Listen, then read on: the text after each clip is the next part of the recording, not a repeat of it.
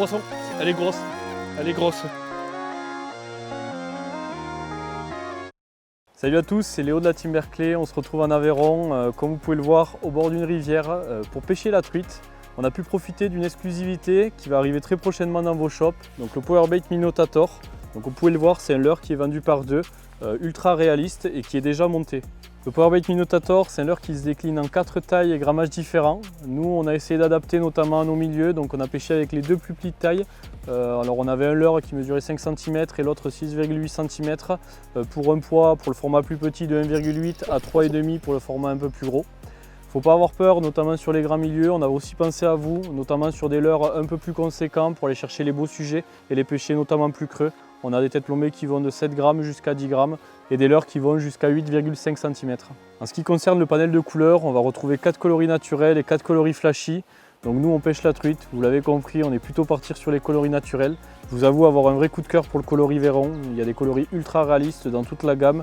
Et je pense aussi utiliser notamment les coloris flashy. On va retrouver un FT mais également un rose sur tout ce qui est pêche de perche et pêche de cendre. Donc il me tarde d'attendre la bonne saison pour pouvoir les utiliser. Dans le détail, le Minotator c'est un shad avec une tête profilée et un hameçon Fusion 19. On va retrouver notamment un corps avec les appendices qui imite la silhouette d'un alevin.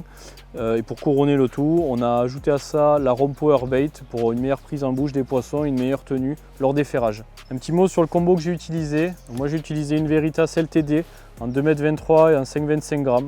Donc c'est une canne qui va retrouver plutôt une pointe souple avec un blanc assez puissant. C'est hyper important sur nos petits milieux, notamment pour atteindre des distances de lacet importantes, mais également pour amortir les coups de tête des poissons.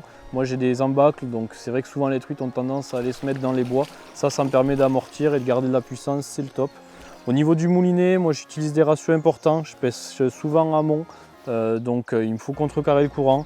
Donc là on a 79 cm sur le Revo SX. Au niveau de la tresse, il y a une chose que vous avez dû remarquer, c'est mes distances de lancer avec des petits poids. J'utilise la Forward, c'est une nouveauté de chez Berkeley, c'est quelque chose de complètement différent de ce que vous pouvez retrouver aujourd'hui sur le marché. C'est une tresse fusionnée.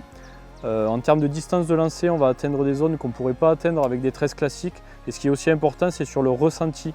C'est-à-dire que la moindre touche, la moindre information, elle est transmise. Et dernière petite info, pour les tresses fusionnées, notamment pour la Forward, sur tout ce qui concerne les pêches finesse, moi je vous conseille un nœud, c'est le double Alberto. C'est un nœud qui est ultra résistant, qui permet vraiment un coulissement parfait dans la canne.